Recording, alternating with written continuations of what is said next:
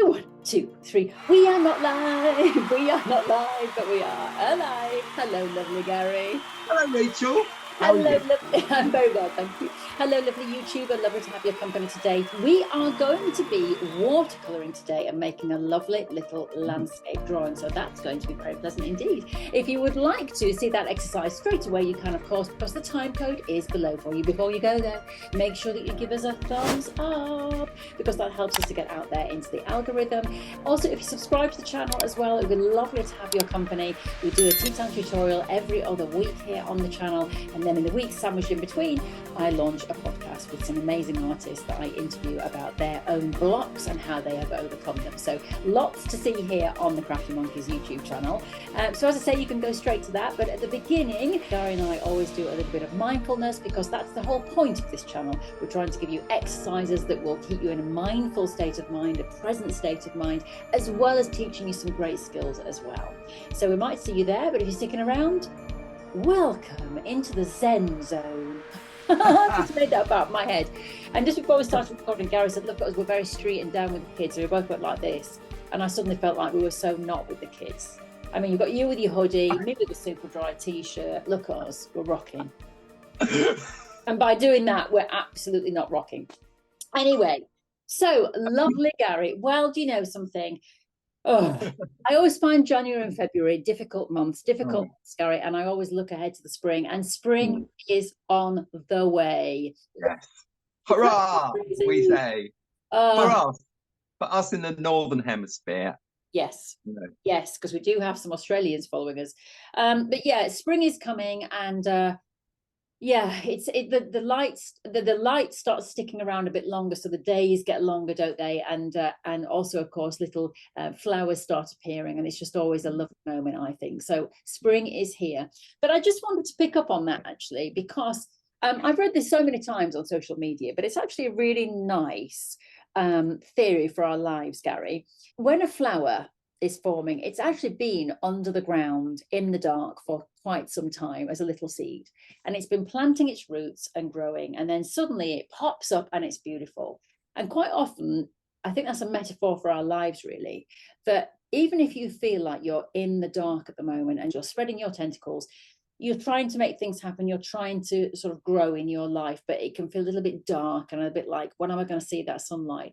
I think it is very much like the plant, isn't it, that rises up. Your day in the sun will come if you put in those steps now.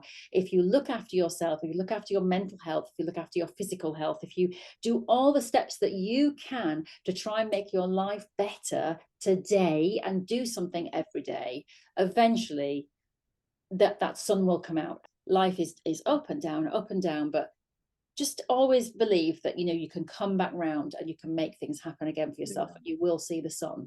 Go out for a walk and have a look and see if you can see little sneaky bits actually sort of poking through. So those buds on the branches, and you know, they're ready to sort of start to burst. There might be a little tiny little narcissus or a flower, a daffodil poking up or something like that. You might find it. And actually, when you see that, it's like, give yourself a bit of like, wow, it's coming, you know, that's what I mean about taking notice and being excited about those little signs that nature is giving us. Yeah, and also learning that patience as well. You know, that's one thing I've had to learn in my life, is be patient with things, ground yourself and firm things around you, and then you'll have your day in the sun. Yeah. So there you go. Well, lovely Gary, talking about flowers and the nature and the outside. Yeah. So this is your week, because what we do, viewer, is I bring Gary an exercise. The last one I brought to him were these wonderful little plastic bag roses, which turned out very well. In fact, Gary said that mine was better than his. I'd just like to point that out. It's all the training, Gary. It's all the training. The student is now at the level of the master. You should be very proud. You should be very proud. But this week is Gary's challenge. So he's seen something and said, well, I'd like to bring this to you, Rachel, and teach you our lovely YouTubers. So let's go to Gary's hands, see what he's going to be doing. All right. Hello.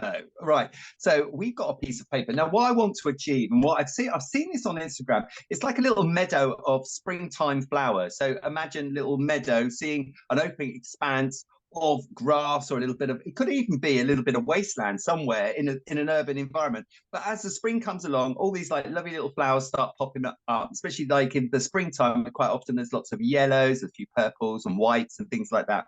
There's just a, well, I'll have a go at doing this and see how I get on.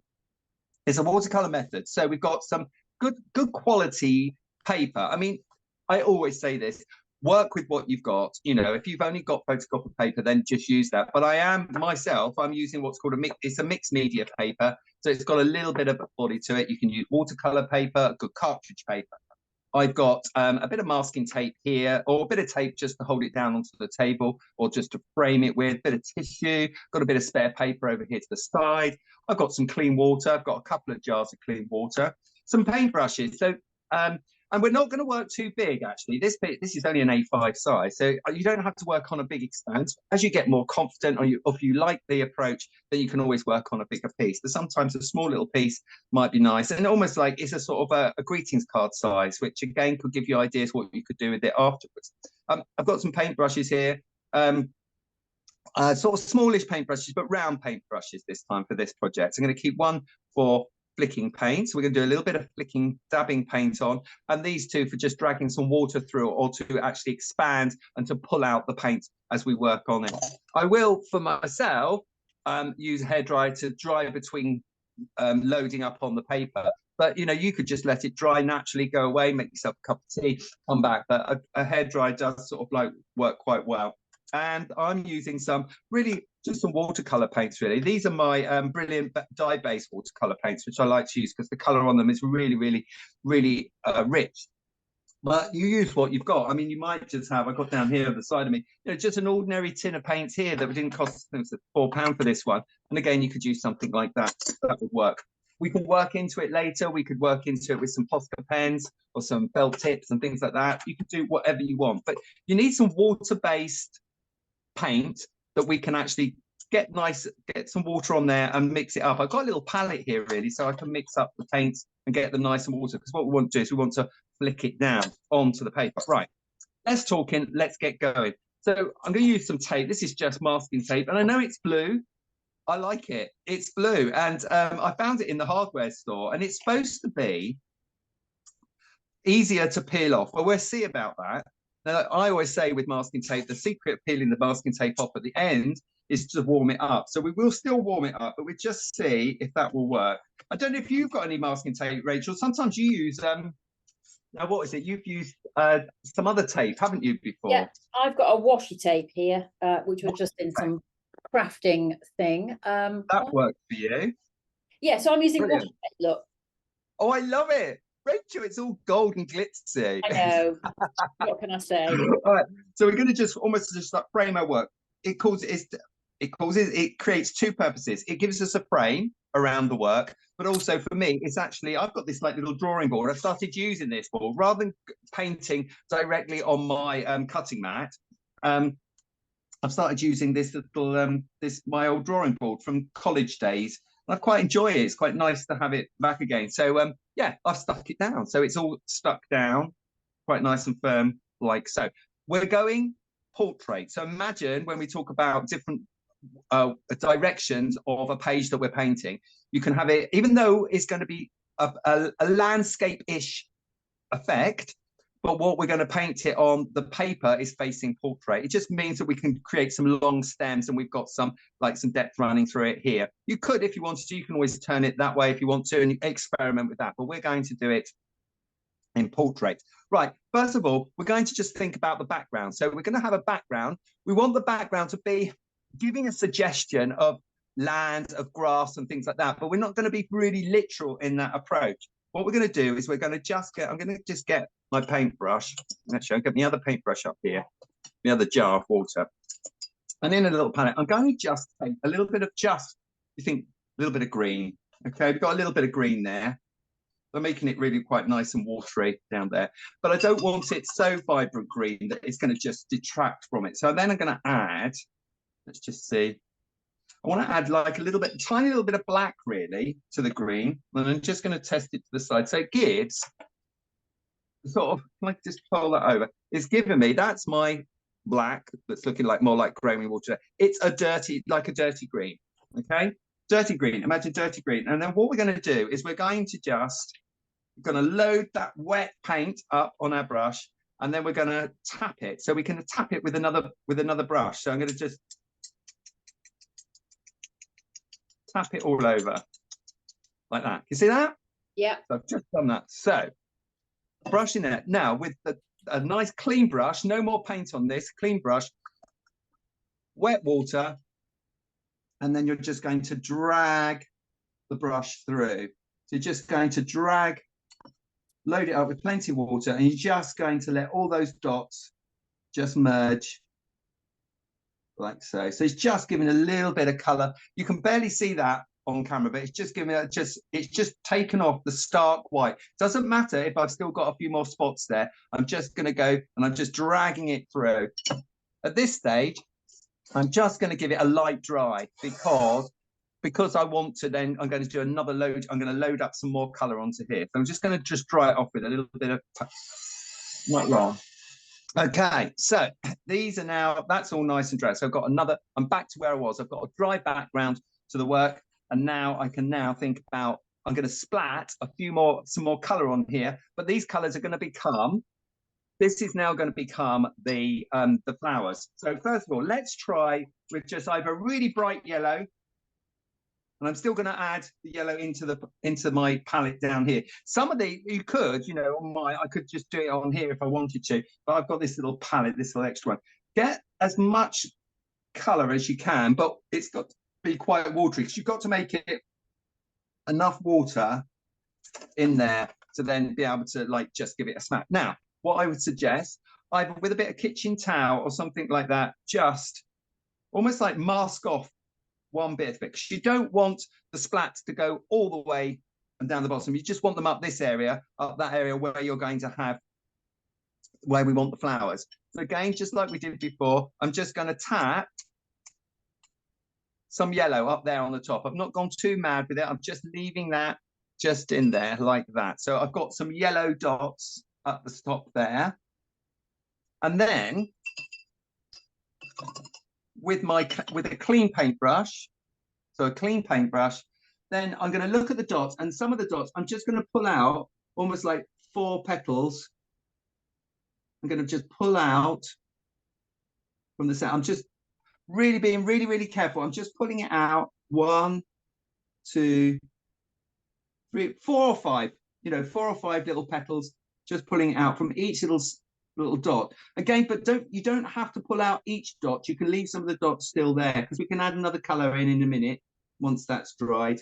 So these are just going to become almost like little stylized little narcissus, like so. What I might do is I'll just bring this up so you can have a little look, so you can exactly see.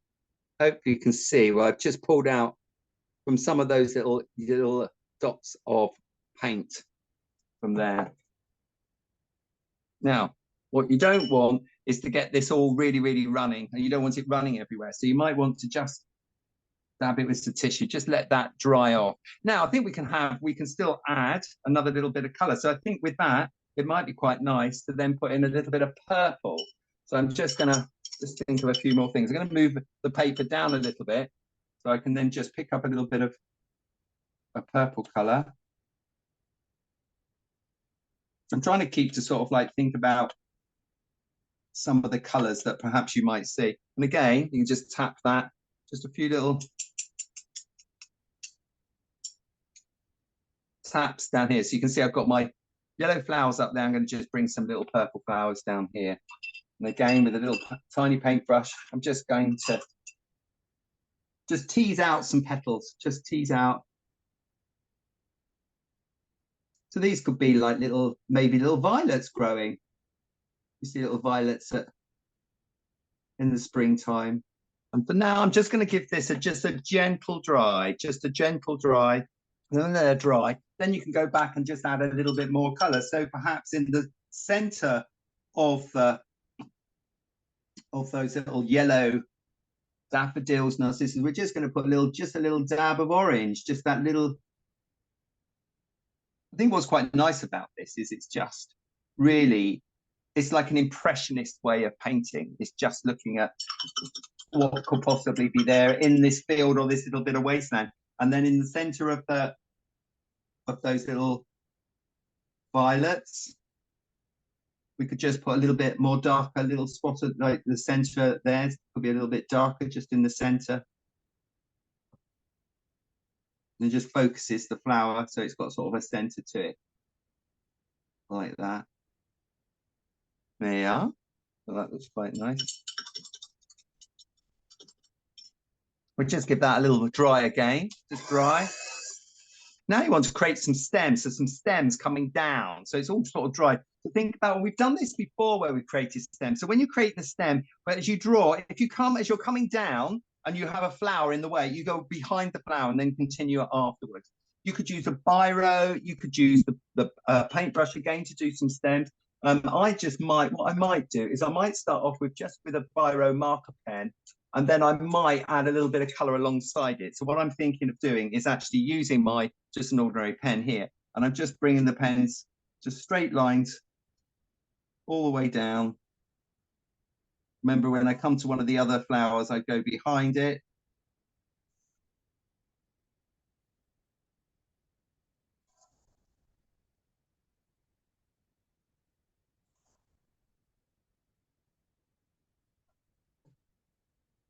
When you've done all the daffodils are done, then you can work on the little violets as well. You might have other flowers. You might have flowers that you think of, I'm going to try doing that color flower. But basically, the principle's the same. You've just got to think of the color that perhaps that you want the flowers to be. There we are. How are you getting on, Rachel? You're so quiet. It. I know. You're concentrating. Yeah, I'm really enjoying it. So what you could do, I've just drawn that with just a line, but if you want to, what you could do is just pick up a little bit of green, but again, not too, and on a narrow little brush. You don't want to have too much, but you might just want to, when you've got a black line there, then you can follow it, not too heavy, but maybe just a little bit of green along the edge. I find rather than going straight on with using the paintbrush to draw the lines, if you've done it with a black biro, it tends to flow better. I think as people, we use biro pens quite a lot, so we quite easily pick up the technique of how we use them. But if we were to do it directly with the paintbrush, I think we'd find that our lines would either go too thick or it wouldn't work. So again, you could just go over with that. If you're going to do a few little, maybe some stylized leaves, you can just put a few leaves, maybe a few leaves come up. But if you think about what the leaves are like on daffodils and narcissus, they're just really just long spiky leaves, really. All right, there we are. We got those. We can give it another little dry. Make sure it's still stuck down. And then again, so now we've done like the main flowers. Now we can still add a few little spots of color. We can still work on color. So I was thinking maybe a nice pink color might be quite nice. So we're going to pick up some nice sort of pinky red. Keep it quite watery. And again, we can use the same method, but with this time, we're not going to turn these into flowers. We're going to just literally leave them as little splats on our painting. And we might leave them at the bottom there, pop some of those there. Just trying to think what other colors I could put in there. Possibly, I could put, if you've got a bit of white acrylic or a little bit of white ink, you could put a little bit of white ink in there, little dots. This is a time when you could get out your Posca pans. You could just, but not, what you're not going to do is you're not going to draw flower shapes now. You're just literally going to do little spots and things like that on there. I might add a little bit, just a, what color I've got there. Maybe a little bit of brown, possibly. I don't want to overwork it. And I think we've, quite often I tell Rachel this, and I say, don't go no further, Rachel. You've got it. Don't do no more. The thing is, as I said in a previous video, you just enjoy yourself so much that you keep overworking it. You want to keep going in because you're enjoying it. You do. I'm going to leave mine as that. How far have you got with yours? Let's have a look at yours, Rachel. Oh, nice. Yeah. Lovely. So really nice. I would like to do maybe a bit of Posca, but I don't. Does it need the Posca? No, I don't know. I don't know if I just go into a couple of centers. you might be able to pick up a little bit just on my board. See if I can just, there's a bit of, yeah, possibly.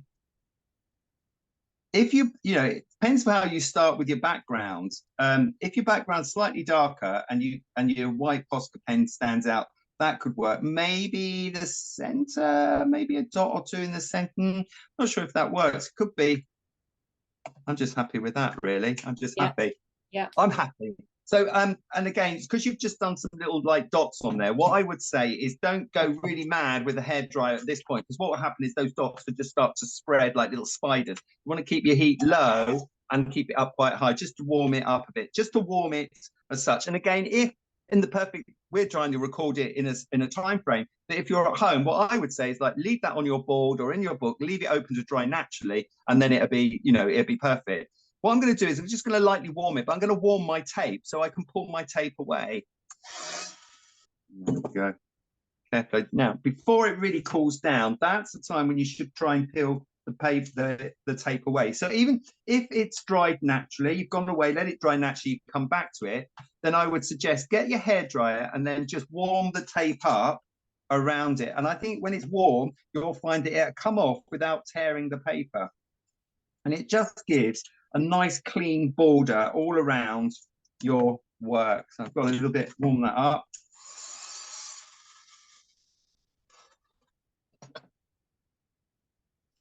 That's that.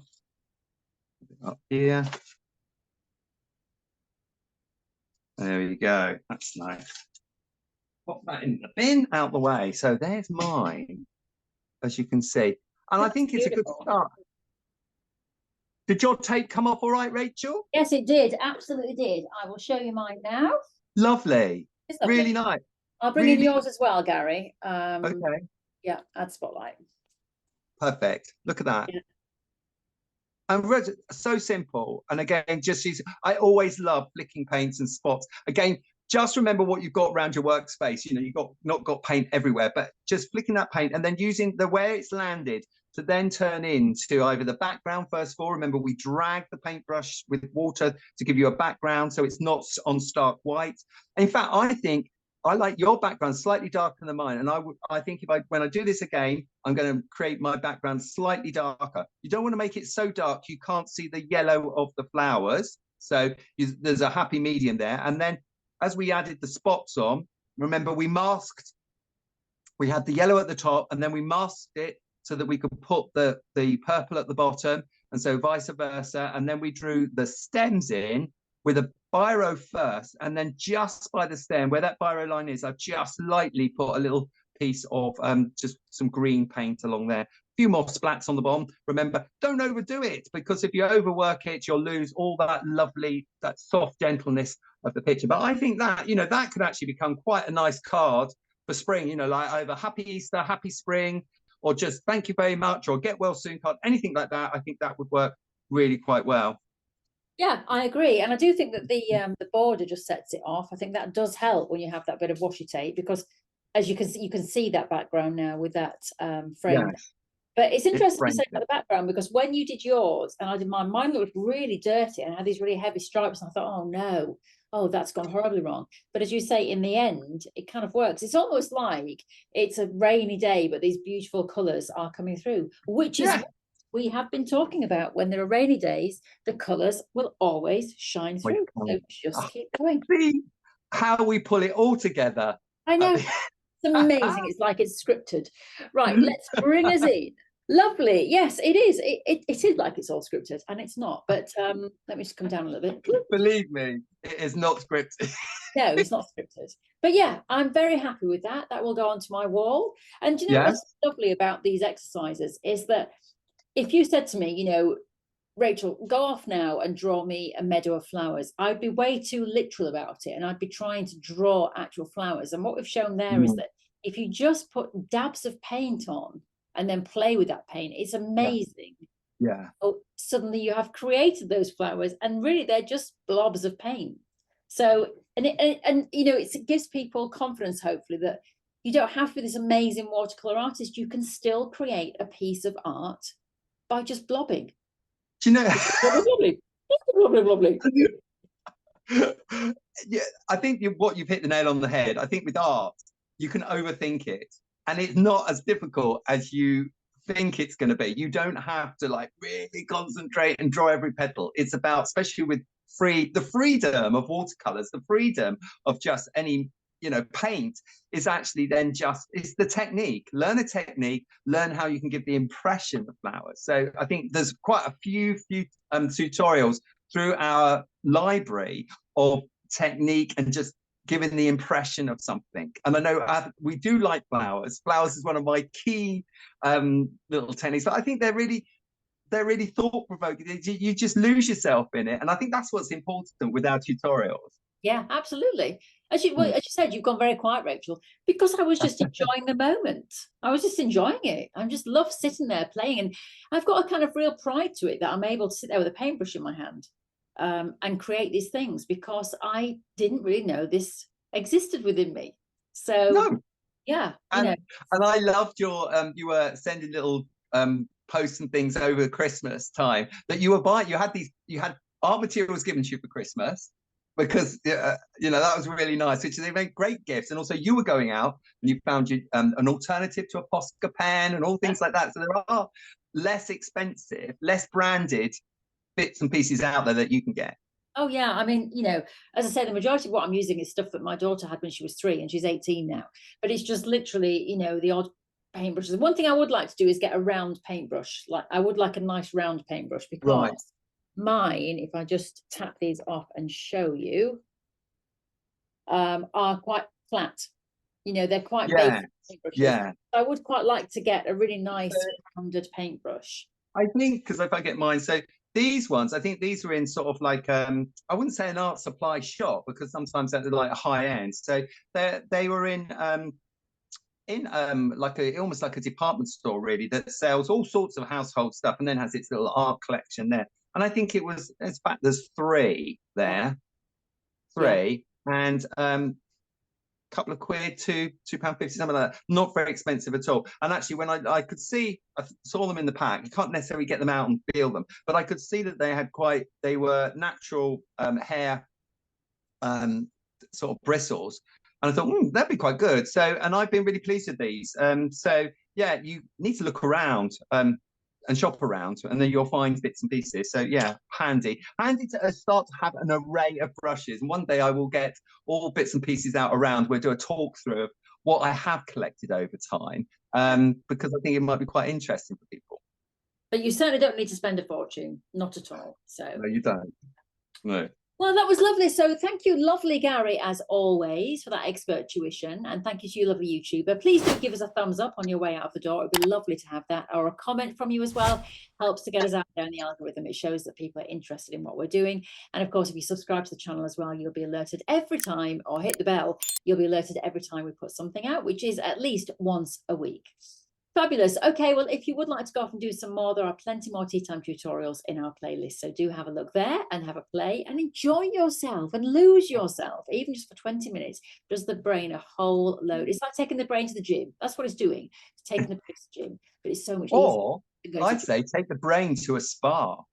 Yeah. It's like going for a spa treatment, isn't it? Yeah, I do feel very zen now. Yeah. Maybe one day I should do it from a hot tub. Could get messy. Could get messy. Right then, I will see you the next time, lovely YouTuber, as will Gary. And yeah, keep enjoying yourself, keep creating, keep playing, because that is what it's all about. Right, see you next time. Bye. Bye. Bye.